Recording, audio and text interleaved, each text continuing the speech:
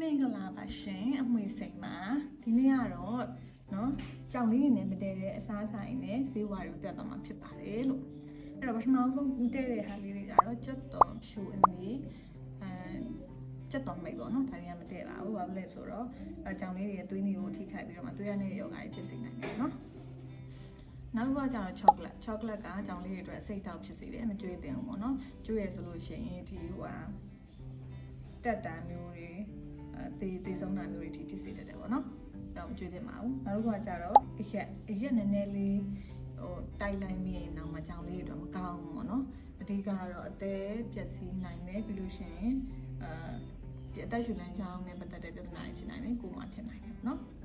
နောက်တစ်ခုကကျတော့ caffeine နဲ့ပါတဲ့ဟာတွေပေါ့နော်အဓိကတော့လက်ဖက်ရည် coffee energy drink တွေပေါ့နော်ဒါတွေကကြောင်လေးတွေရဲ့ဒီ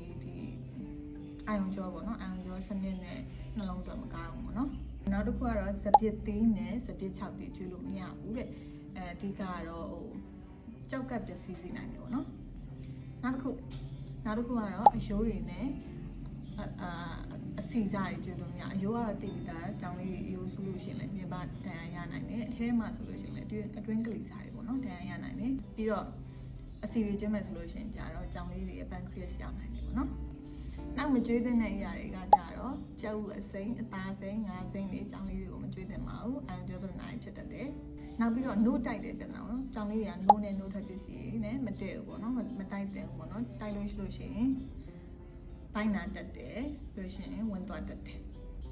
နောက်တစ်ခုကကြတော့ခွေးစာတွေဖြစ်ပါတယ်ခွေးစာတွေကကြောင်လေးတွေအာဟာရမရှိပါဘူးအစားထိုးပြီးတော့မသုံးသင့်ပါဘူးနောက်ဆုံးတစ်ခုကကြတော့ကြားအစားထိုးတဲ့ပစ္စည်းပေါ့နော်ဒါလေးတွေလည်းကြောင်လေးတွေနဲ့မတည့်ပါဘူးကြောင်လေးတွေနဲ့မတည့်တဲ့ဆေးဝါးတွေကတော့ပါရာစီတမောလုံးဝမတည့်ဘူးပါရာစီတမောတိုင်းမယ်ဆိုလို့ရှိရင်တပြားတိုင်တော့ကြောင်လေးတွေသိနိုင်တယ်နောက်ကလူအတွက်သုံးတဲ့ဆေးလုံးဝမတိုက်သင့်ဘူးဖြား